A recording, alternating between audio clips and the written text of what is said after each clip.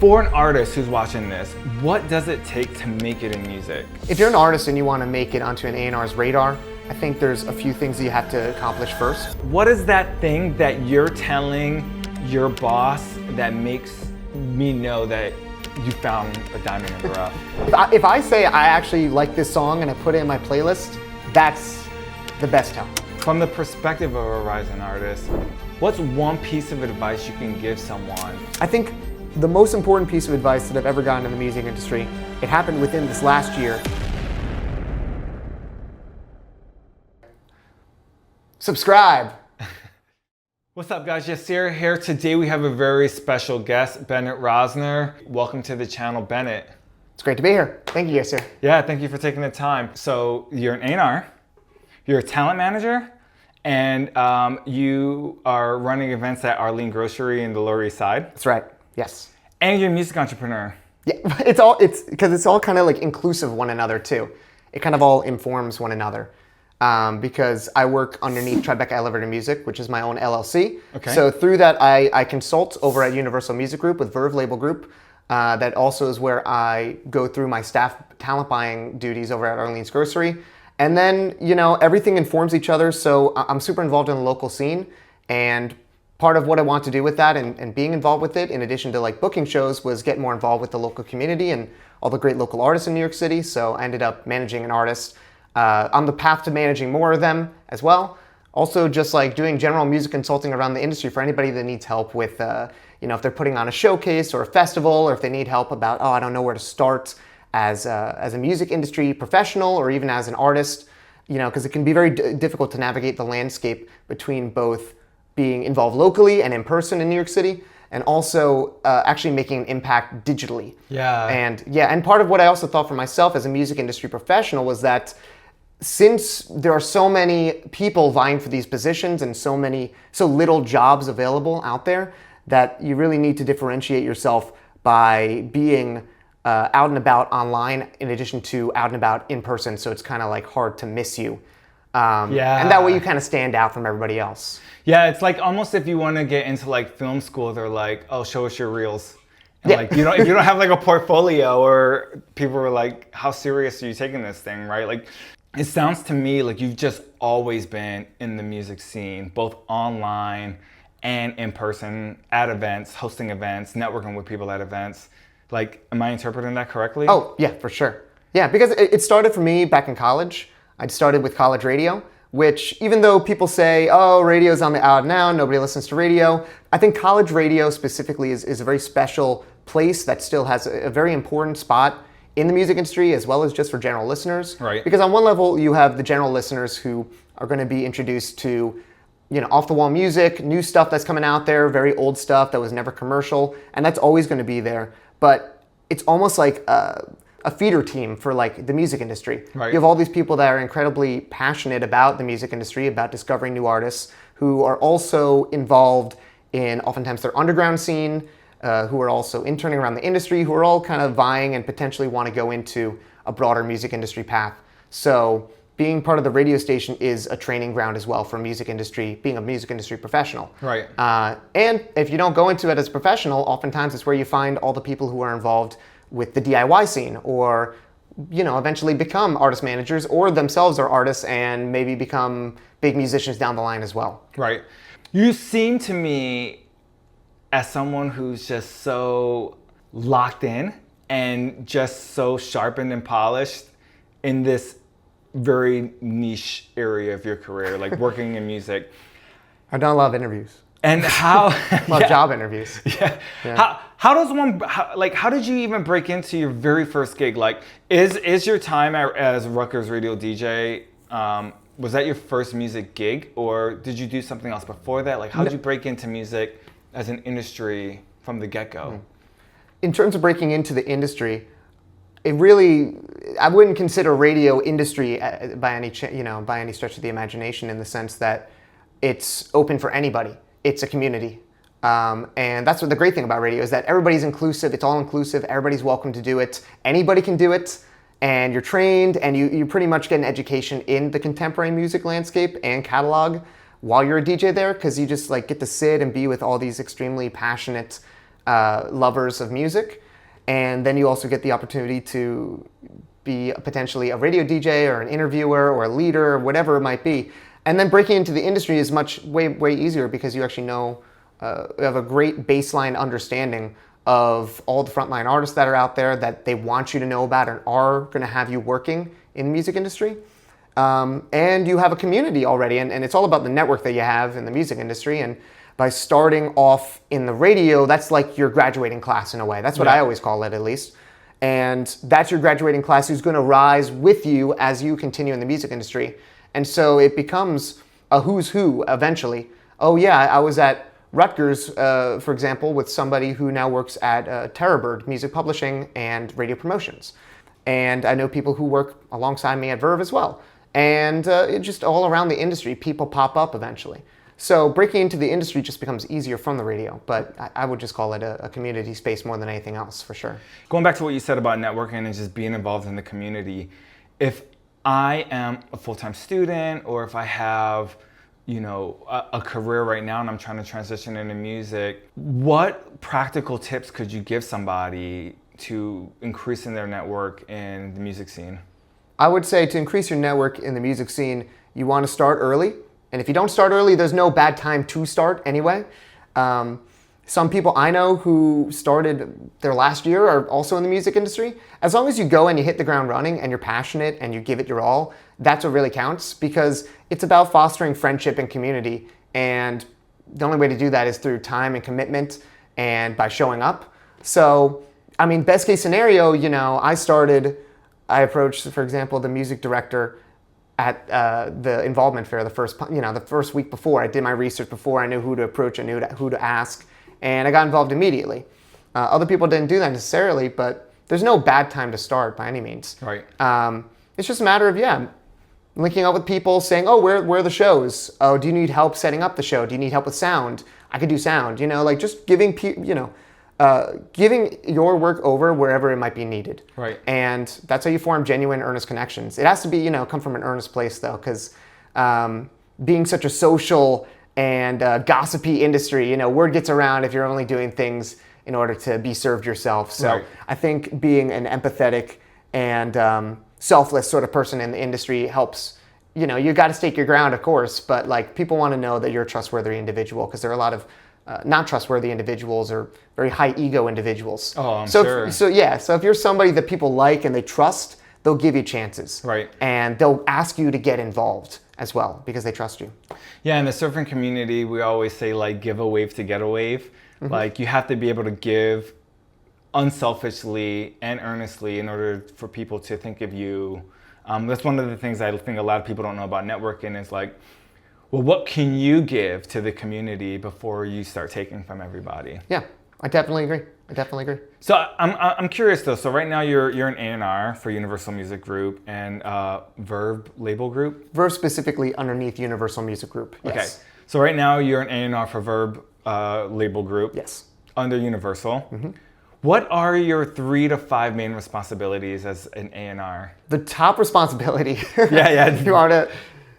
No, the top responsibility is to be way earlier than anybody else on discovering the new music and extrapolating the value behind those artists and why they're actually doing well. The story behind them very much so appreciates and values the fact that I have already a very broad understanding of all the artists that exist out there, all the labels that exist, the management teams, the booking teams, and doesn't just send them over, oh, this artist added 50,000 monthly listeners over the last couple months. There's reasonings and stories behind why those numbers are actually valuable, and kind of seeing through the BS, because there's a lot of bot farming and stream baiting, whatever you might call it, right. A lot of faking things in the music industry, and the ability to differentiate between, what's hype and what's actually like heat, that's what's really important, and that's what I do.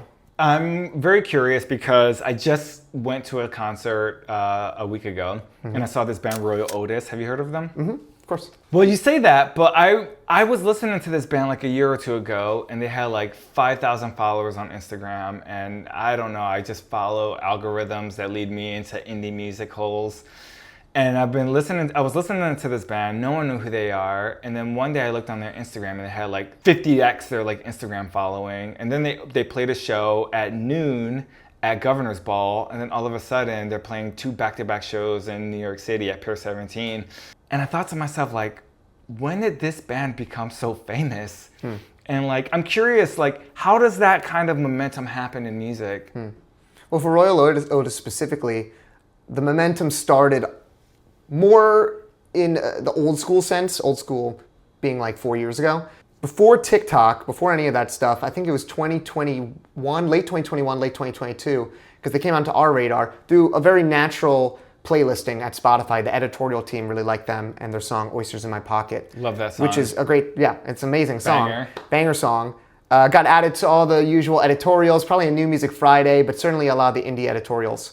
And that got it on the radar of the general A&Rs. And at the time, we were definitely checking out TikTok, but definitely the editorials were still pretty important for breaking artists. On its way out, but still very important. And nothing really happened. Like, nothing really happened for a long period of time. They did pretty well, in terms of being an indie band, a small indie band. But that wasn't their, like, make or break moment. It was only when they were featured on, I believe, Triple J over in Australia. And this was after the whole Saltburn movie craze. They did their cover of Murder on the Dance Floor, and that went viral on TikTok. So it was through that cover, and Oysters in My Pocket had already been doing decently well as a streaming song, as a great song, just general cred by being a good band. But that's what really launched them into being like huge. And then they did another cover of Linger, right as the Cranberries had a few TikTok hits. So the serendipity of those things, in addition to their already baseline acceptance in the music industry as a rising indie act, helped to like give them they had pre-established cred in the industry and name recognition, and they had a pre-established small fan base, and that just like launched them into the stratosphere. Not to mention his unique voice and the fact that they actually had an album coming out at the time. And they're great albums. And they were unsigned the whole time too. That's the thing. So they kept themselves independent all throughout that entire ordeal pretty much, or at least on the indie side. And they ended up signing a monumental deal with Capitol Records, also underneath Universal, but a humongous bidding war. Right. The numbers were absurd from what I've heard. I don't know the exact numbers on it for how many, what their 2-album deal might have been, but it was the biggest hype, one of the biggest hype bands. Because also a lot of people look for bands nowadays, and there are a lot more solo artists than bands. So the fact that Royal Otis is, by and large, it's a duo, but it's a band, that was very exciting as well. Right. I mean, I know that like a band is gonna make it when their music makes it to me, because I'm like almost 40 years old. I'll be 40 years old when this video comes out. Oh, you don't show it. And but like I'm just like so old for like the music scene. So like it's like one of those things where like, oh, if your grandpa starts buying Bitcoin, it's time for you to sell. Yeah. My grandpa's got a lot of Bitcoin. Oh, good on him. I have a question, because like we're talking about Royal Otis, we're talking about their momentum. For an artist who's watching this, what does it take to make it in music? Is it just the music? Is it the vibes? Is it, a certain kind of metric that gets these people on your radar? Like, what does it take when you're trying to discover what's the next best thing? If you're an artist and you want to make it onto an A&R's radar, I think there's a few things that you have to accomplish first. The first is something that's a lot more esoteric, and it doesn't really have a firm metric to it. And that's just the generally getting involved in your community and already being an established artist, finding your way, finding your artistic voice, your image. All that work is done sort of under the radar without anybody looking. It's for the people that do care to notice, of course, your friends and local fans and local community. A good A&R will know an artist before they really blow up, before they actually reach out to anybody. They'll be on their radar, and that oftentimes happens. I would say I have a list of hundreds of artists who have only between 0 and 20K monthly listeners, which really isn't a lot of, actually ticket buying fans when you really think about it. It's basically hyper local. But most of that work, they always say the overnight sensations, they're born under many, many years. Chappell Rowan, for example, they always say is the big overnight sensation of the last couple years. She was signed to a record deal to Atlantic back in 2018, maybe even before that. But it took her many, many years to actually get onto the mainstream radar. And the same is true for the smallest of smallest artists. Music growth is exponential. So you'll go from 100 to 1,000 a year. The next year, 1,000 to 10,000. And those 2 years, you'll think, I'm a nobody, nobody's looking, nobody cares. But once you get 10,000, 50,000, it starts going up exponentially. The algorithm works in your favor in that instance. Right. There's supercharging ways to do it, of course. You could somehow win the lottery on TikTok and appear on every music A&R's radar.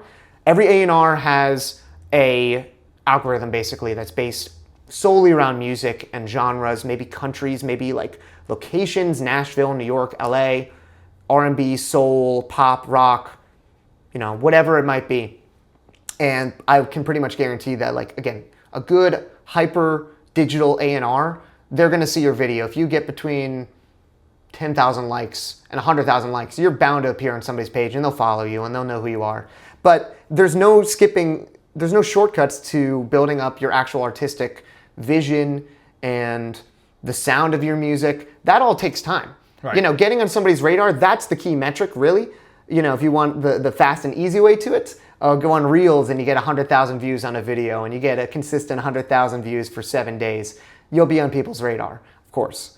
But there's also ways still to make it in the music industry and get noticed, and a bidding war will start for your music without ever going viral on the internet with your own user-generated content.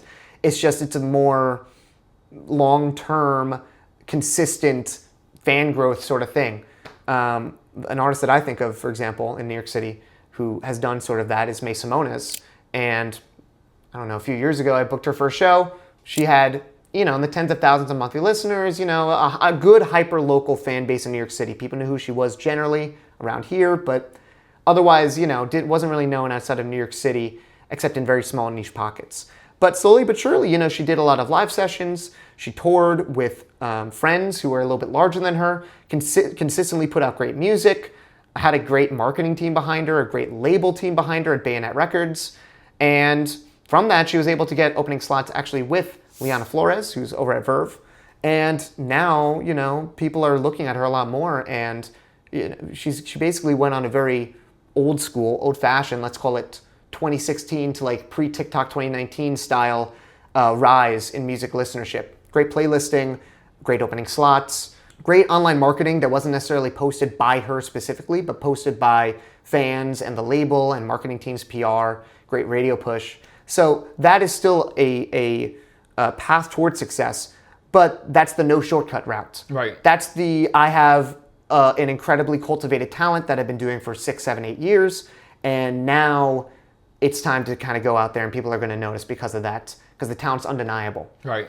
But sometimes the shortcuts are good, but oftentimes what happens is that an artist becomes very big, they'll get signed to a single deal or an EP deal off of a TikTok hit, and the label will just siphon off that money from that one big song and then send you out on your merry way. And then maybe a few years later when your artistic vision comes through, then they might re-sign you. Who knows what happens there. Right. I can think of another great example for that would be please. Gigi Perez over the last year or so. She was signed, I can't remember if it was Republic Records or Atlantic Records, off of a TikTok song as well, back in, I think, 2020, if I'm not mistaken. And after that, the songs really didn't do as great, underperformed according to whatever their metrics were. Still was doing pretty well compared to, some of the under the radars that I see all the time, but certainly not good enough to retain her on the label. And then she was dropped, consistently was doing her own thing online, nothing really was happening. She was on my radar, I'm sure she was on other people's radar, but it was, it was going pretty consistently, decent streaming, but nothing crazy big. Right. But she cultivated her sound, found a fantastic producer who understood her creative vision, Noah Weinman in this case, and she wrote Sailor Song and this whole other great album of singer-songwriter music with a producer who understood her vision perfectly. And that song catapulted her to, I think, close to 1 billion streams, if not 1 billion streams at this point. Probably the biggest song in my mind for an indie artist over the last year. And now she's re-signed again to Island Records. So, that's how these things go sometimes.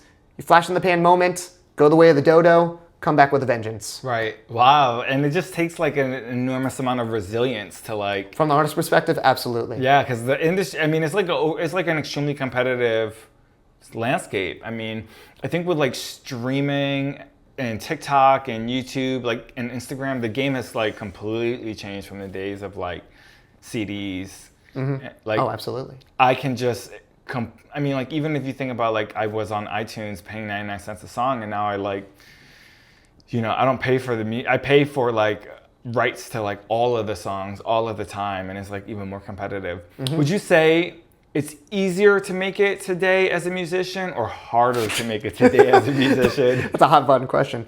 I mean, look, I've not been in the music industry since 1996, so I can't claim to know before the CD revolution or LimeWire and Kazaa and iTunes and all that. R.I.P. Yeah, rest in peace to Kazaa and LimeWire and all that. But no, I would say, is it easier to make it today in the music industry versus before? I think it's actually, in my mind, this is more the case. It's easier to make it as an individual independent artist. And I know people were talking a lot about that with Chance the Rapper. Oh, you can be independent and make it. At the end of the day, it still costs a lot of money to make music. And the thing that a lot of indie artists really desire is not necessarily the creative input of the labels, but their money and their paycheck and them as a bank in a way. And yes, they take a lot of money and they give you 360 deals that are not very beneficial to the artist, but they also do open those doors and they give you a lot of money that you just don't have otherwise. So individually, the build up as a solo musician, I would say it's easier if you know how to play the right tricks of the trade with digital.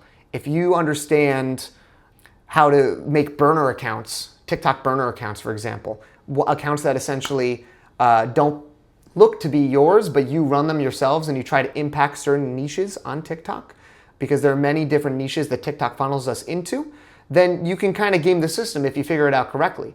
What kind of text you want on the video. It's like the Mr. Beast style, figuring out the algorithm. It's a science, it's a video game, whatever you want to call it. And if you do that, there are certain labels that have really figured that out and capitalize on that, hyper online ones.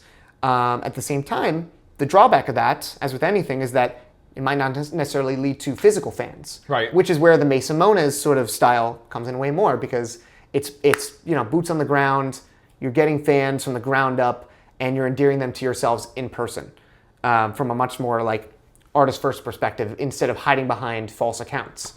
Everything has its drawbacks, I would say. For example, back in the old days, you might get a New York Times feature. And I remember a mentor and friend in the music industry, Jake Ottman, he told me this. And he said that he was managing Beth Orton at the time. And they had a show at Arlene's Grocery, funnily enough. And it was just going to be a normal tour stop. But then what happens is her album got featured in the New York Times culture section. All of a sudden, Clive Davis wants to come to the show. He wants a table in the back. The show sells out. That would make or break you. That was the beginning of her label relationship, was a feature in the New York Times. Nowadays, you get a feature in the New York Times. It's great, of course, Of course. but it's not going to necessarily get you signed per se. Yep.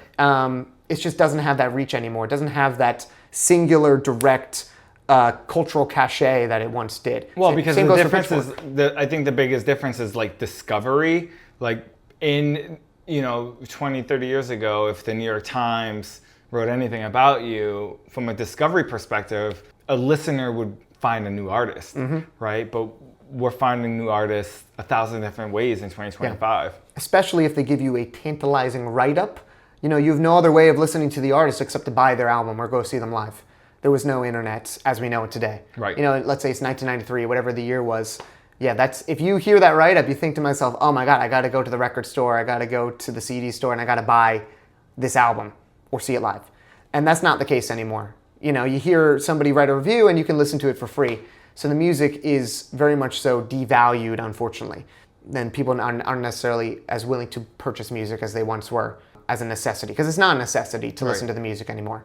So, I would say this, it's easier to make it big as an artist and reach more listeners' ears and be more visible, but making money in the music industry is much more difficult than it used to be, because there just isn't as much money flowing in as there once was. Right. And it has recovered quite a bit since 2001, which is when the great CD crash happened, when Kazaa and, like we said, all those pirating services came out and people stopped listening to CDs as much. And it's rebounded with streaming, but streaming just doesn't have the monetary... Right, it just doesn't pay. Like pay. Artists in 2025 are making their money through merchandising and then live shows. And even that is greatly depreciated, So you can get more exposure, but that exposure doesn't necessarily pay like it might have before. And there just is way more music coming out nowadays. Yeah. You know, they always say on Spotify, oh, there's 100,000, 500,000, 800,000 tracks come out a day, whenever it might be. And a lot of that's crap. And a lot of it's, you know, just BS AI music or people uploading their demos. It's not complete music as art, so to speak.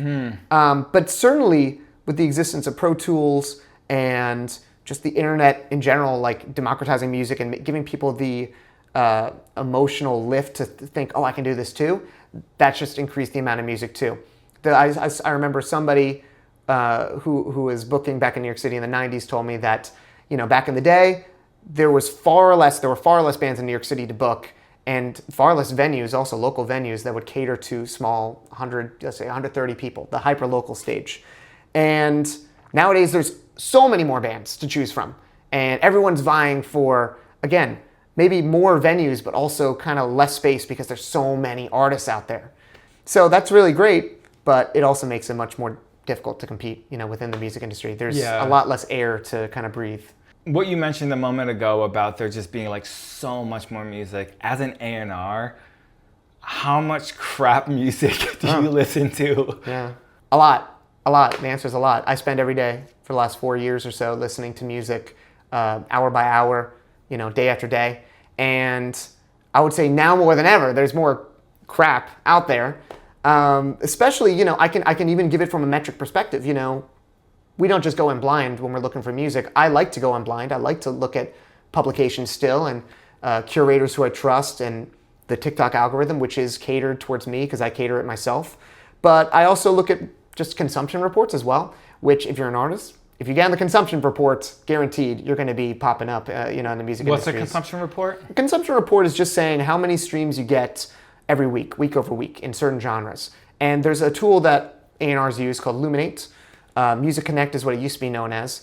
And that tool quantifies how many streams you're getting across the US, globally, and Canada. Got it. And you can make reports, design reports through Luminate, and get fed it every week. And most labels do this, if not all labels.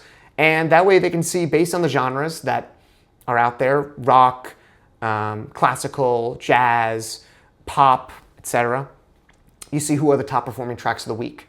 And that requires a lot of tweaking, of course, and it requires a lot of human interaction with it because there's a lot of BS tracks that come up from AI artists, faceless artists, legacy artists. You know, you're really looking for that needle in the haystack of that frontline artist who happens to have 100,000 naturally occurring non-playlisted streams a week. That's where you see the real fan bases, really. That's like if you're not already on somebody's radar, which you really should be if you're a good A&R, you should know this before they hit any reports. Once you hit 100,000 streams in a week, you might even hit only 15 to 30,000 streams, but you've somehow, hit onto Luminate's, in the rock section of Luminate, you've been highlighted, then you're going to appear on somebody's radar. They're going to know about you. Right. Yeah. But especially if you have 100,000, that's like a real key, you're Is that 100,000? 100,000 streams in a week. 100,000 streams in a week. On a single track. On a single track. And you can also track by artist consumption on their general profile, but generally, you're looking at tracks, track by track. I mean, if I had 100,000 streams in a week on a single track, I would feel like a superstar. You kind of are a superstar at that point. Because usually that means it's hard to get 100,000, even with playlisting. Playlisting just doesn't have the same reach that it used to, especially now that Spotify introduced, AI, whatever you want to call it, automated playlisting. So you look up I want an indie pop mix, and you'll just get that, and it's all your songs already or saved songs. But oftentimes, because of TikTok and Instagram Reels and just general fan base building, you could have a situation where you have no playlisting. You don't Spotify doesn't know about you already. Amazon doesn't know about you. Apple doesn't know about you. But you have people who care about your music, putting you on their playlists, making videos with your sound on TikTok and Reels, going to your shows, and that's the money right there, basically. Mm-hmm. That's what the labels are really looking for. They're not looking, they know they can smell, BS a mile away if you're paying playlists to playlist you, or you're just botting using bot farms. They can see where your listeners are coming from. They can see the kind of playlists that you're appearing on. They can see the kind of content that is coming out of fans, if there's fan engagement. And when you have real fan engagement, people are really engaging with your content. They're really buying your tickets. They're actually following you and interacting with you and joining your Discord and just being fans, to put it lightly, to put it in the oldest fan, term, that they'll see that. They'll notice that. And they can contextualize your streams within that. From the perspective of a rising artist, what's one piece of advice you can give someone who has a dream of becoming a professional musician? I would say if you want to be a professional musician and you're a rising artist right now, find your community, find the other players within your scene, and ask them, what they're doing. Try to join their shows. Try to find out who they're producing with. Learn who are the players in your scene. I think it starts at the very, very bottom. You can do only so much with content online, and that's always going to be a Pandora's box, and it's going to be the most stressful, most difficult thing, because no artist wants to also be a content creator, except for those who really do want to be a content creator. They have that bone in them. But as far as I've seen, most artists, they want to focus on the music, and that's where the real joy of the art is. So lean into that and join your community, play shows, join mixed bills, play with people you never played before, because they'll reveal so much more, and they'll illuminate parts of the industry that you just never knew about. Maybe they'll ask you to go on tour or join a bill that you didn't expect at a new venue that you've never heard of. So I think that's really where it comes from. And that's how you really become a better songwriter too, because you learn from the other artists who are also adjacent to you. Not to mention, if you are doing content with other people performs better than content solo. Right. You have a better chance of popping off if it's you and another person collaboratively. Right. And that's just more fun anyway. Yeah. It's better to be collaborative. Community engagement and engagement with your fellow man, that's still where it's at. You can't siphon yourself off. Yeah, 100%. And labels especially are not looking for an artist that's only online, except for very, very uniquely all digital labels. Most are looking for people who are comfortable on stage, know their community, engage with fans, and are, vital parts of their local scenes. Yeah, like an artist who is just online doesn't feel real to me, right? Like if I can't see their show, if I can't, get a notification that they're passing through New York, it's like the music is good, but we don't actually have like a relationship together. I would definitely say also, for artists, in order to get on people's radar, you have to cut through a lot of static. And there are many, many tools online that artists just simply don't use that are very, very useful for building up fan bases. For example, on your artist profile on Spotify, a lot of artists don't do this on the hyper local level, but there's tools like Bands in Town or Songkick, listing platforms. You have to really be your own self-promoter, at the very beginning. And these tools are there to help get the word out, to help, kind of get your name higher up on the list on Google. And that way you can focus on your fans. But if you're listing yourself online and using all the tricks of the trade, all the tools that are out there for Spotify and Apple Music, using the 4Artists platform on those platforms, you're rewarded as well. And that's a very small thing that you can do as well. And it helps, integrate you into the platforms that much more. It makes them a lot more likely to feature you and want to collaborate with you down the line. Right. And it just gives you a more professional kind of like tilt as well. So I would say, don't neglect those small, seemingly administrative things as well. I think to me, like the most important things for an artist, the art is number one, the music and the art is number one. Get your craft, correct. Find that correct producer. Find a band of musicians that you play with all the time and you learn intricacies with each other and bring those guys into the studios. Don't necessarily think you have to use studio musicians. Scrappy to me at the beginning is better because you'll always have time to become more professional down the line, and you will become professional down the line. And seeing a scrappier beginning is always better than trying to be too done up, and it might seem like you're fronting a little bit. Yep. And then below that before there's even the digital content stuff, you have to get your admin correct. You have to be registered, registering your works so that you can be searched up online, that your songs are actually findable. In the case that your song, goes off and they want to know who wrote it and they see your name on it as a songwriter or as an artist, as a singer-songwriter, that's incredibly important. Not to mention collecting royalties down the line. And then, getting all those other administrative systems set up, on your Spotify's, on Songkick, like I just mentioned. Yeah, and finding close collaborators within the scene, And then comes the content stuff. Because once all that stuff is set up, then once you pop off, inevitably, if you do it right, people will find you and it'll be easy to learn all about you. Right. But it takes time. There's no slashing There's no time. shortcut. No, it's absolutely no shortcut. Yeah. And if you do a shortcut, then you have a little bit of time to catch up and start getting all those other things correct, because then the time is ticking on you. And back in the day when they would, or even today, they say, you have infinite time to write your first album, but you only have 2 years to write your next album. And if you pop off and you have none of this stuff ready already, and you didn't get your art ready and didn't get your community in order, you don't have any of these things ready, record labels start calling, you don't have a manager, you don't have a booking agent, you don't have your PRO set up, you don't have Spotify set up, you don't have anything. Well, then you have a little, very, very minor amount of time to catch up. You're not ready yet. Right. So I think that is the most important thing, is giving yourself that time to set yourself up and feel comfortable and feel confident in your art. If you're trying to prioritize things one by one, that is. Yeah. And I'm curious because I think about the administrative part that you just mentioned, and I think what that does is signals to A&Rs and signals to labels that, like, hey, this person's organized, this person's polished, they're going to be easy to work with. Yeah.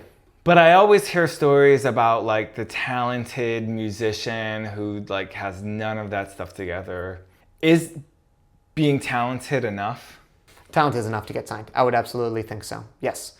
I think that you see some artists, I think also, like, how much shit are you willing to put up with as an A&R? Like, if I'm really talented, I don't know, like, let's just say, like, if you are impossible to deal with, Coldplay talented or Taylor Swift talented or something, but I am an absolute nightmare to work with. Like, if you are the very, very best, the best of the best, the most money coming in, if the monetary value warrants it, people will put up with your BS.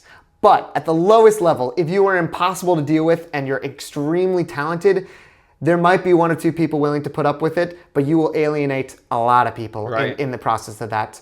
People don't want to sign proactively difficult people. Yeah. And I don't mean like if you're difficult because you have a very, very specific vision and the label is trying to form you into something else, then of course be difficult and like demand what you want from your artistic vision.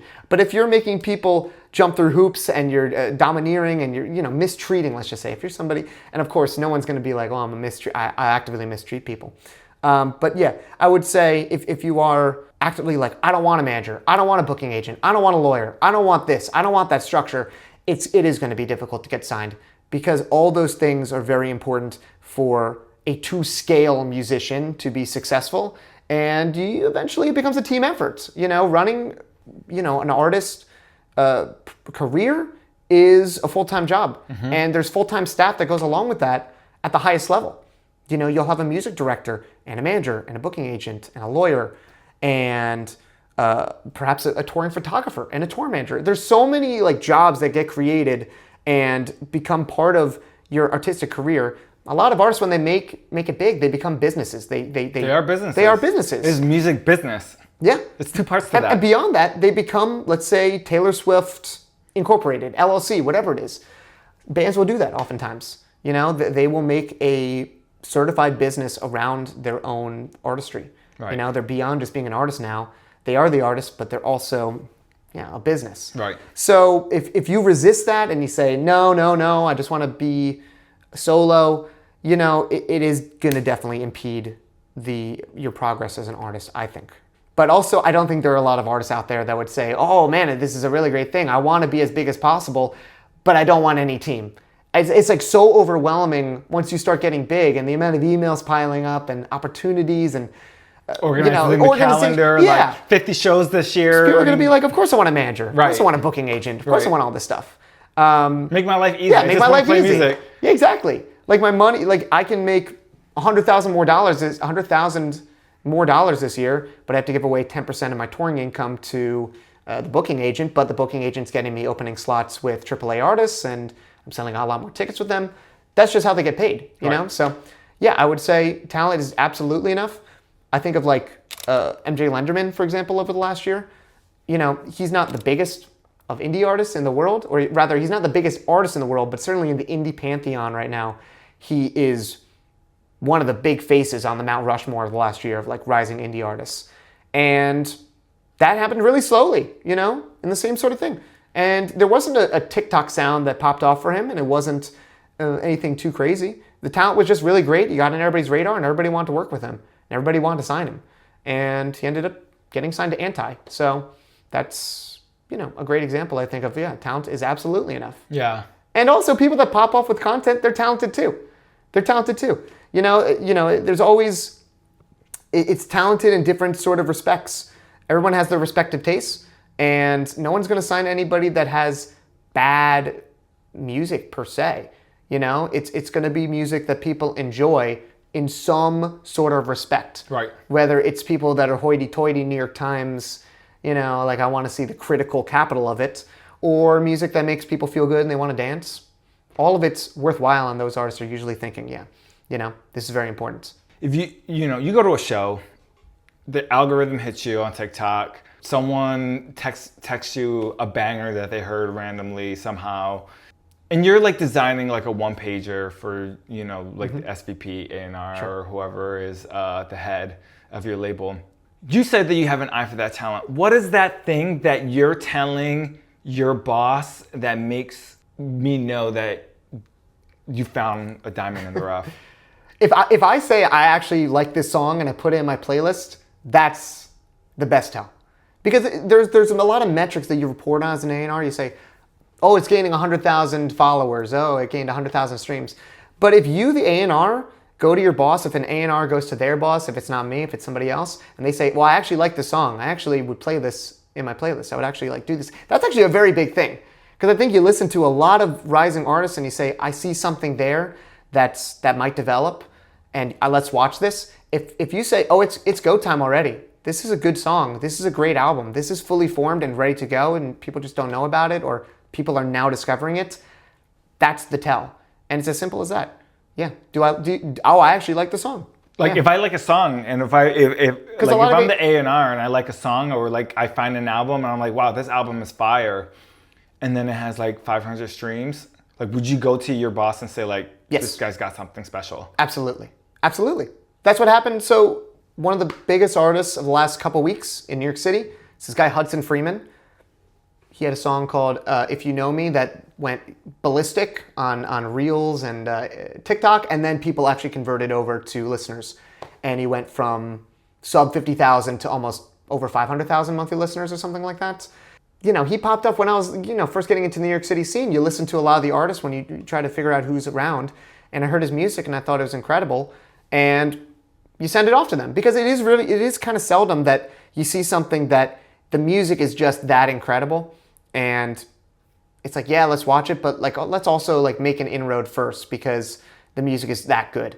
Oftentimes what an A&R is looking at is, what are there certain qualities that are really good about this music, and how can we maybe improve on them? And that's where a lot of A&R comes in, that's where the real A&R should be, is that you have a fantastic voice, oh, but your songwriting sucks. Oh, well, we can help you with that. We'll give you a great songwriting team to help you out, and you'll learn and become a better songwriter. Or, oh man, you have fantastic stage presence. You have an incredible, eye for design, and your artwork is incredible, and you're an incredible performer. But you just can't sing. Man, your low notes are really terrible, and your high notes, you're really pitchy. When we can get you a vocal coach, and we can get you the best producer who will encase you in sound, that's oftentimes what happens. You'll see somebody with a great TikTok presence, great playlisting, great sound momentum, a few songs that are doing well that people are really attracted to, but there's just that one thing that you're like, well, maybe it's not fully formed. And if I hear a song and it's fully formed and it only has 20,000 monthly listeners, of course you bring it up, because those are just incredible. Like it's really hard to find both under the radar and fully formed. Oftentimes it's under the radar and not quite formed, but there's qualities that are good. I mean, that's your entire job, yeah, right? That is You're the job. trying to find the person who's got like something special. Yeah, and sometimes it is a matter of, for example, the label I work at, they'll sign people who are not fully formed, which is what makes it somewhat special in the pantheon of a lot of labels. Other ones are purely, well, not purely, but they have a greater amount of artists that they sign advantageously when they're just doing well and they don't really have a plan for them necessarily for artist development. But yeah, when an artist is kind of fully developed from the beginning and they're really great, then you mention it. That's that. It's just something that is implaceable to describe. It's just something that hits you in the same way that when you hear a song that you just like it. Right. Their qualities. You don't know why. You don't know why. Yeah, exactly. Maybe it's a song, it could be a song. If it's one thing, here's the thing. If there's a guy who's doing a really great Radiohead impression, it's an amazing Radiohead impression. What'll happen in the A&R's mind or anybody's mind is, oh, wow, this sounds a lot like Radiohead. And you might say, oh, I like the song because it sounds like Radiohead. The most amazing thing is when you hear somebody who doesn't really remind you of those things. Maybe you can hear the inspirations within them, and you can see maybe where they take a little bit of their sonics or writing from, but it is all their own. That's really, really special, and that's very seldom. Right. That's only once out of the thousands of songs I listen to and I track. It's once every few months, Wow. that comes up, and that's from a lot of listening. Yeah. Yeah. And I want to rewind to something you said a long time ago. You said something about signing with a label and getting like 360 service or 360 something? 360 deals. 360 deals. You mentioned 360 deals earlier. What does that actually mean? A 360 deal is when the label takes a cut of everything. All the gross income that they get that comes into them, they'll take a cut of everything. They're dipping into your masters, your publishing, your tour, your merchandise. I mean, oftentimes, Universal, for example, they have their own merch program, I believe called Bravo. So if you're getting your merch designed by in-house Universal people, they're taking a cut of it whenever you have a sale. So yeah, the 360 deal makes sure that in an era where there's less record sales, they were essentially like, well, since we're not making as much money on the record sales anymore, we, the label, should also get a cut of all the externalities that an artist used to make all their money on, or made a portion of their money on, rather. Right. So, yeah, in the absence of the record sales, they take a lot of money from, or take a percentage of money from other things. Right. So in a universe where I'm getting signed, and I'm meeting with you or your heads to join the label, what are some questions or things that I should consider as a musician? When you're asking the label, like, why should you sign me, right. essentially? Yeah, well, I think as a label, you want to know that their digital presence is on point. I think that's a very important question in the modern era, especially since, like I said, I think most artists don't really want to have to do digital TikTok stuff all the time. Now, the label is going to want you to do that all the time, but that's just one piece of the puzzle. It takes a village, and if it's just the artist putting in all of the digital marketing work, I think the number one thing you want to worry about as an artist, because the label is going to have great connections to producers and songwriters and all that basic music industry stuff, but something that's very special and that a lot of labels are cultivating right now actively is that viral marketing or digital marketing burner account strategy. Mm-hmm. So you want to know what the burner account strategy is going to be. And I think also just that you want to ask, when you listen to my song, who do you think will resonate with it that is not already resonating with my songs? If you came up and your song was resonating with people who like anime, let's just say, and your song popped off because of that, which is a very common case on TikTok nowadays. A viral edit will go off for somebody and all of a sudden they'll have a fan base. But that's a very specific niche. That's more of a fandom, nerdy, let's just call it, or just people that enjoy media. But that doesn't necessarily touch, middle America or people in their 40s. Or it's a very specific niche. Right. Or cooking, people who like cooking. So you want to know that the label can see past just the one lane that you've already established for yourself. Whatever you've established for yourself already as an artist, you've got that on lock. They're looking at that already. They've audited it. They understand, what's going on there, and they can build on it. That's what they'll always say. We can build on that.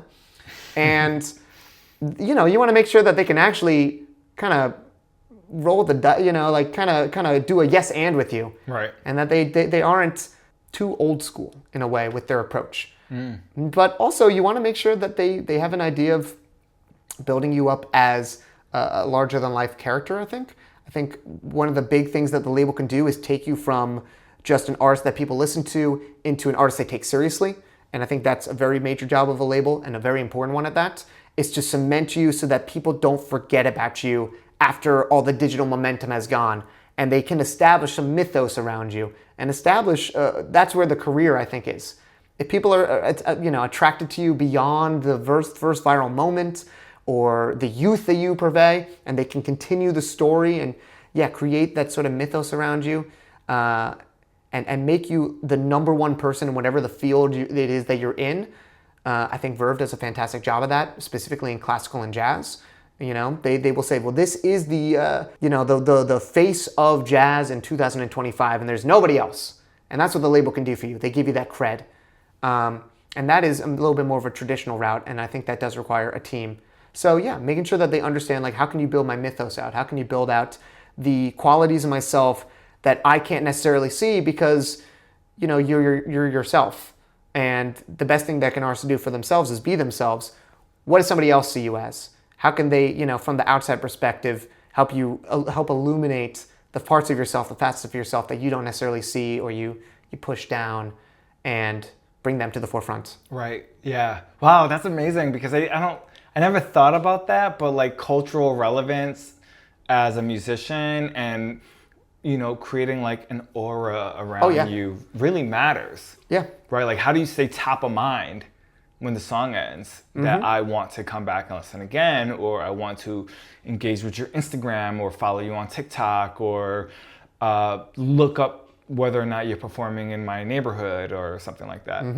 Yeah. And I think somebody who's done that really well over the last year, I think Partisan Records has done a really fantastic job of that. Their big two acts of the last year that I've been tracking, Fontaines DC is one, and Cameron Winter and Geese. I mean, those are two rock bands, one from the UK, or, well, don't quote me on that. I might not be from the UK, it might be Ireland. Ireland, and Geese from New York City. And through that, they really established the cred that these are the seminal rock bands, one in more of a post-punk territory and the other in a more straightforward, dubious rock lane, whatever it might be, just an exciting rock act for a band. And that's, you know, what people have been trying to get back to as bands on the label side for a long time. And really making them like superstars and crossing over on TikTok. Ticket sales, TikTok, streaming, everything, record sales. That's really that's an amazing thing. And that's a great for international too. Bands are great for international, for Europe. And if you can get a band to break into the United States, it's over. It's over. Yeah, that's amazing. So I think Partisan Records has done a really great job of that. With Cameron Winter, with the last release, kind of established him as a troubadour, a Leonard Cohen type, somebody with an old school flair, but obviously very, very young, and, you know, with it in the scene.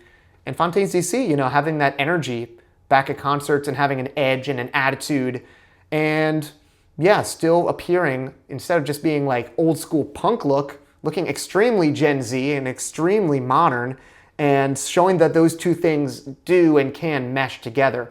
You don't have to just pretend you're Sid Vicious from the Sex Pistols in order to have an attitude. You can be, you know, looking like a Gen Alpha, you know, Zoomer if you want to. Right. Hype beast, whatever you might call it. And yeah, those things they can mesh together, and it makes it more interesting, you know? So I really enjoy the risks that they took on those last two releases, because they really did work. A little bit of the old, a lot of the new. And I think that's what really worked. Man, you're like so passionate about music. I absolutely love it. Thanks. Is this your calling? Is this what you're meant to do? Oh, absolutely. Yeah? Yes. I didn't think I did English and political science in college with no plans to do teaching or politics or anything like that. And what like really pushed you to get into this business? Well, it was really just doing the radio station and becoming very involved with the local scene over in New Brunswick. And because of that, I loved to be a leader at the radio station. I loved to share my music on air with people. And I loved discovering new music. And my favorite thing every week was to just listen to the CDs that would get sent by promoters, listen to them and hear all the new artists, and be on the forefront of just discovering that new music and illuminating it for people who don't necessarily have, you know, those things being sent to them or being pushed to them by, you know, like I said, promoters. Right. So it was always exciting to me to like both peer into the future and also always learn about musical history. I'm a very big, you know, record collector, and you know, always adding, that's my thing. You know, some people have books and some people have, you know, they love animals. I love animals too, but like record collecting is really my main thing. And because I always think it's so important to understand all the sonic textures of the past, understanding all the inspirations, and you see the story, the through line of the music industry, of the artists of today, you know, how we got here from learning from the past and listening to all that old music. And also, I think in some ways understanding, you know, where people can improve perhaps their music and sonic textures based on the limitations of what people used to have to work with. So I think because of that, yeah, music has just always been a passion of mine. And I've always loved learning new music and working with artists and working, locally. Being an A&R sounds great, and you have the passion for it, and like it seems like something that was organic, coming from deep within your soul, working at the radio station. Now you're working as an A&R. What's the incentive structure like for you? Like if you don't sign an artist, or like how do you get rewarded in your field of work? I think you get rewarded by getting better connections. If you do a really great job and people like you, and you are known as a trustworthy individual, you start to meet a lot more important people, and that helps you greatly improve your value as a music industry professional. Whoever's in your contact list, that's the most important thing. So by doing a great job as a talent buyer, you start to get more booking agents contacting you, more big managers. Things start flowing in. You don't need to necessarily reach out as much and expend all that time. And that makes booking a hell of a lot easier, and also a lot more exciting in some ways, because you're working with a lot larger clientele. Right. On the label side, it is, I would say, you got to know your worth, and you got to advocate for yourself, because I think the most important piece of advice that I've ever gotten in the music industry, it happened within this last year, and it's never let anybody take credit for something that you did. Always take the credit for what you did. Don't be afraid to go out of your way and shout to the heavens and toot your own horn, be the loudest in the room, and say, no, I did this. I discovered this artist. I connected them with the management. I was the one who advocated. I was the one who got all the research together. Yeah, maybe you got the signature on the line, but I did all the work. That's very, very important, and that holds a lot of capital. Right. And if you don't do that, oftentimes people will take credit for your work, or will not credit you for your work. Right. So that's an incredibly important thing, especially as somebody who is new in the music industry. You will start at the very, very bottom. You will have no power. You will have no say. And you will also be the most in the know, and you will be the most culturally involved out of anybody in the label space. And they know that, and that's what they value, but they won't tell you that they value that.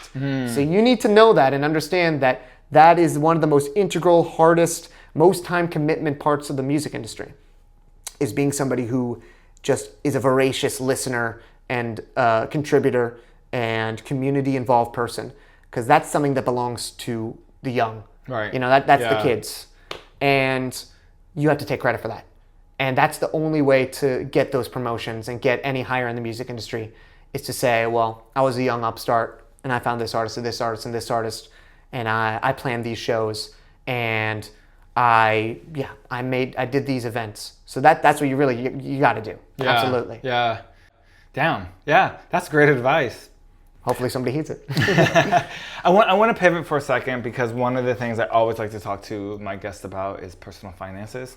Now, for you answer whatever you think you're comfortable answering, but generally I want to get a sense of what you make, how much you spend in New York, your debt, your kind of what that looks like. So you're a young A&R, you're living here in Brooklyn, New York. What is your financial situation looking like? Do you have roommates? Are your expenses a lot? Are you earning a lot? What does that look like for a young 26-year-old? Yeah, the financial situation for an A&R is not great, especially at the lowest level. I would say I've gotten a lot better since I started, 4 years ago, but it's a mailroom sort of pay at the lowest level in the music industry, because the biggest thing that they know somebody has at the very beginning of their career is energy. And once that energy is expended, that's when they really, the calling starts to be, well, now I need the money. But at the very beginning, a lot of people, especially myself, you just want to be in the music industry itself. It's a very exciting calling, and it is an exciting calling. But the amount of work and the sort of work that you are given at the very beginning is very taxing. Right. And eventually, but they understand there is a fine balance between, you can take a certain amount of money, but only for so long before the responsibilities and the energy drain builds up to a breaking point. Right. At which point, it usually comes out to you have the experience and the network to be a more useful, well-paid, standard, paid person in the music industry. What does that mean, standard paid? What is that? So I would say at the lowest level in the music industry when I started, $45K was the starting salary for an A&R. Wow. It's a little bit higher for somebody in marketing, in video, in sync perhaps, but A&R is the most in-demand job. It's the one with the least amount of positions available. It's the most competitive. It's also the one with the most Nepo babies, you might say, or people that come from boarding schools, people that have great connections. Because it's the most exciting one. You want to work with the artists and sign artists. And I think a lot of that also owes to mythos. People don't understand how much the lowest level is a lot of grunt work. It's not like Casablanca Records in the 80s and the bag of cocaine on the table. Like, it's not like that at all. It's really not. So it's a grind. It's a big grind. You're working very long hours, very odd hours all the time. It's what it requires. So that 45K can explode into being a very low hourly rate when you factor in after hours work or concerts or weekend work. But once you get past the assistant level, you go to a manager level, you might be expecting to get somewhere between, you might get 75 to 90K depending on the label that you're at. Okay. And once you get a director level, that's where a lot of benefits start kicking in. You might get a cut of every single artist that you sign. There might be, bonus structures, incentivizings. But that's where you kick into six-figure world. And then VP, SVP, and above, I've seen some contracts before, and it's in the mid. It could encroach into $300,000, $400,000, $500,000 depending on where you're at. Yeah. It could be very high. Don't quote me on that as an actuality, but like I have seen specific SVP contracts before in my time where it is very high. Now that's with a lot of experience and a lot of time. People who are SVPs oftentimes are in their mid 40s, 50s, 60s, and above. So yeah, as with any corporate structure, the people who are VPs in the VP suite are making a lot of money. But the music industry, I think, in many ways runs on a bed of workers who don't make any money whatsoever. Very, very minimal money at that. You will get better pay in the indies than you will in the majors. Of course. Yeah. The majors, even though they have more money, there's better worker sort of value, I think, in the indies. They have maybe more of an ethos of fair pay, fair play. But even then, it's not that much higher. At your level right now, do you have an opportunity to save? Do you have an opportunity to invest? Like, how do you think about your short-term and long-term financial goals? Do you have short-term and long-term? Do you have short-term and long-term financial goals? I think in the music industry, a short-term and long-term financial goal. The short-term goal will be keep your head down and get promoted eventually, so you can actually start making money. Because it's very difficult to put away any money when you're making $45K in the city. Yeah. I was fortunate enough for my first few years to come into a workforce that was mostly remote, if not fully remote, and also to be based in New Jersey originally, so I was able to commute from my hometown. Not everybody has that ability. They move here. I have a friend that moved here from Illinois, so they don't have a place to go home and just save money when they first start in the music industry. They're hitting the ground and their nose to the grindstone, and they're spending every single cent that they're making. And that continues for 3 years, let's just say, 3-4 years, unless you get a really, really lucky break. Most people, it takes about 3-4 years to become a manager, sometimes longer, sometimes less. And even then, you have to live with roommates. I live with 3 roommates. I live out in Brooklyn. Living in Manhattan, very, very expensive. You really have to have a safety net. A lot of the music industry are people that have a safety net. I know a lot of people who are in the music industry and their parents are paying for the rent.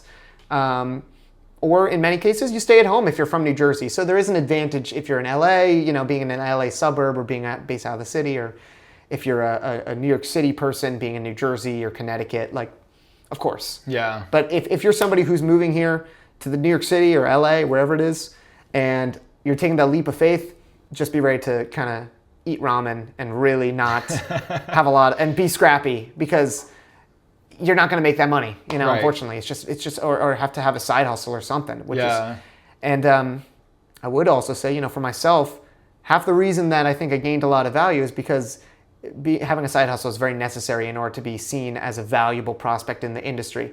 If you are somebody that does one thing, that's really great, and that's inherently valuable, of course, if you just do marketing or A&R.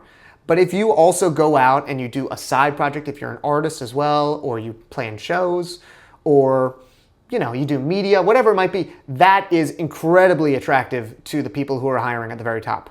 They will see that and they think go-getter, and they think, here's somebody who's not just sitting in the ivory tower of the record label. They're actually involved, and they can give a special kind of tint to that they might not have as someone who is fully absorbed in being a full-time record industry person. So in some ways, I think at the lowest level, you have to think of it as a full-time job, of course, but also something that is just a part of the pie of a learning experience. And that is how they treat it. You can't enter the music industry and be financially stable at the very, very beginning. It's just not how it works. It's almost treated like a paid internship because you make so little money. Wow. That's how I would consider it, at least. So do you have opportunities to save now or invest now? A little bit. Okay. But it took, and I'm still working towards it. The process doesn't end. The passion is what really drives. It's what drives me, and it's what drives all my friends who are in the industry. That's the reason why you continue doing it. If you break even and you put a little bit of money away every month, that's okay. At least you're not in the red, and you get to do something that you love. And there's the idea and the promise and the notion and the confidence that it will pay off. Yeah. But it takes a long time. Right. And a lot of people drop out, a lot of because fortitude. of that. Absolutely. Yeah. But do you fare at the income level that you're at or were? Do you have like student debt? Do you have credit card debt? Are you like living paycheck to paycheck, or do you feel like you stay afloat pretty well? I would say for myself, I was lucky enough personally to not have student debt coming out of college, and which is a huge blessing. And that's due to a lot of great planning by my parents, grandparents, going to a state school. There are a lot of different factors to it, but I was very, very lucky. Did you go to Rutgers? Yeah, Okay. I did go to Rutgers, New Jersey. Woo-rah. And so I mean, that's not something that everybody has, of course. If that was the case, no, I'd be in debt. I'd be in debt, hardcore. Right. Credit card bills, personally, I'm a pretty thrifty guy. Even with, like a lack of money coming in and, after years and years. Like I said, I was lucky enough to build up a financial base because I lived at home for the first few years, but not everybody has the privilege to do that. Right. So I was able to, for the first 2 years or so, put away every single cent that I had. Wow, that's great. Which is incredibly, it's a blessing. Because otherwise, once I moved to the city, I was more or less living paycheck to paycheck. Yeah. But again, another great piece of advice that I got in the music industry was that you can't be so precious as to try to uniquely stay in one specific lane the entire time. Sometimes that works for some people to have a very linear journey of assistant, manager, whatever it might be. Other times you got to fly around and you got to do a lot of different things. And it's a strength, to get to do that. So I had a bit of a diversion, and I worked as an executive assistant in an entertainment law firm. And so that afforded me more money because it was quite outside of the music industry. Right. And in addition to any side hustles that I had, that was bringing in money where I also was able to save. So when I returned to A&R pretty much full time and the paycheck went down again because it was just, one of those positions versus a law firm versus, A&R. Yeah. It was okay. So, there are certain things, if you need to do a diversion, that's okay. If it's something like that, that's okay. Yeah. If you need to make the money, that's good. That's good. Look out for yourself first and foremost and make sure that you have the money to survive. Yeah, it's not worth it to have a nervous breakdown over the music industry, It's just not worth it. Yeah, because they're making all the money, so you have to take care of yourself. Exactly. Yeah, the number one thing is yourself. If it doesn't fit the mode that you need to operate in to make that little amount of money and to be so competitive with others, then absolutely do not do it. It is a really difficult burden to have to always be thinking in a competitive mode and at the same time also not making as much money as maybe your peers make. And that's something that is a constant struggle for people that I know for myself and for others. Mental health is a very, very underappreciated thing in the music industry. Something that a couple of my friends as well have volunteered for, and that there are certain programs coming up in the music industry.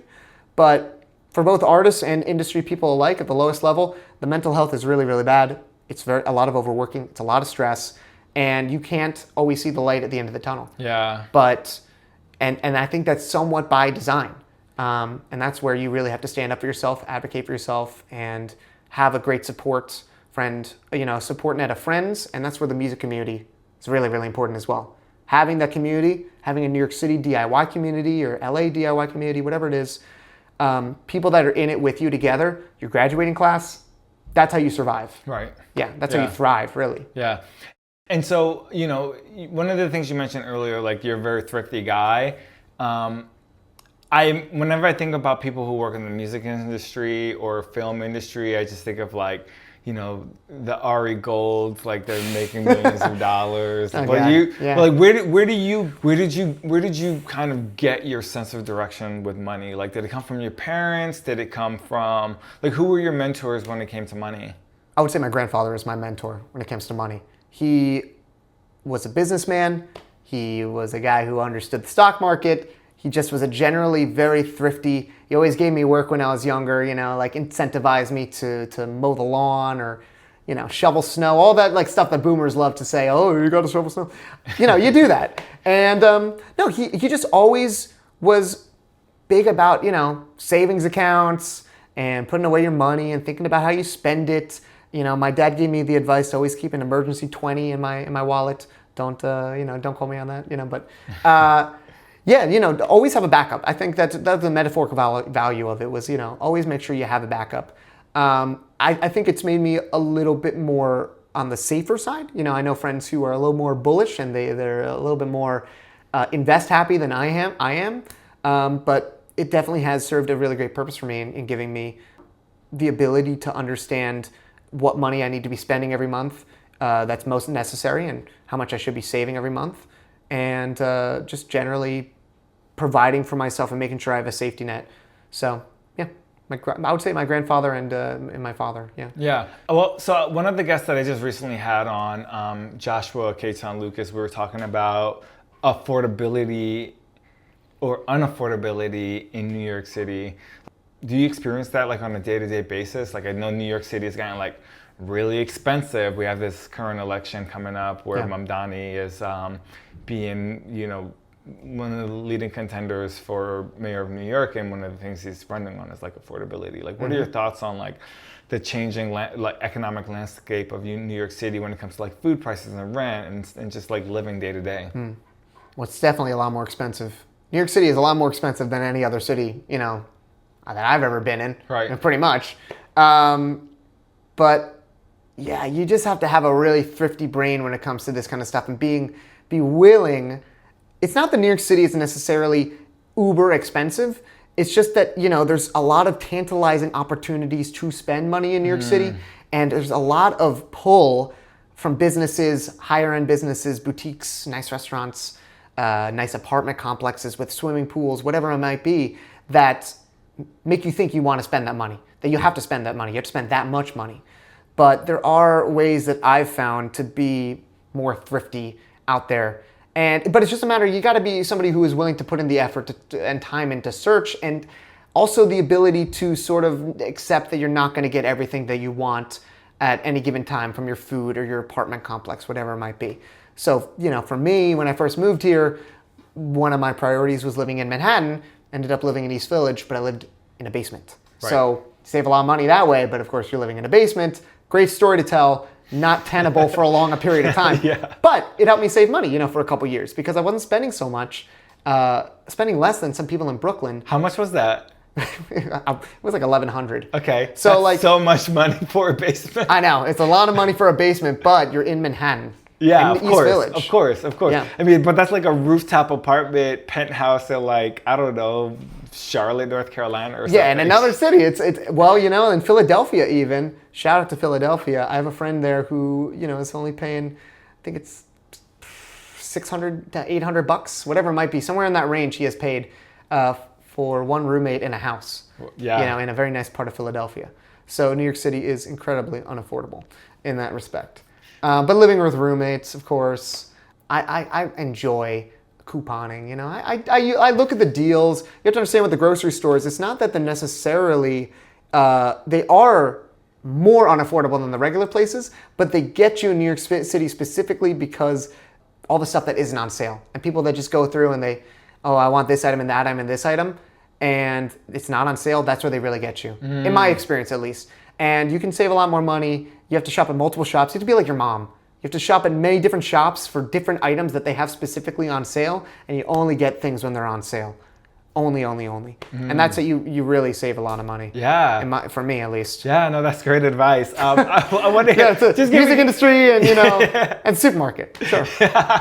But it sounds to me like you have a lot of thrifty ideas. So like, can you just give me like 1 or 2 thrifty tips to survive New York City? I mean, you can decorate your apartment real great from Facebook Marketplace. That's a classic one. I love Facebook Marketplace. Especially if you have roommates, I decorate my whole apartment. What we would do is you go near and far. It's very difficult on Facebook Marketplace to get larger ticket items because they're far away. You transfer it on the subway.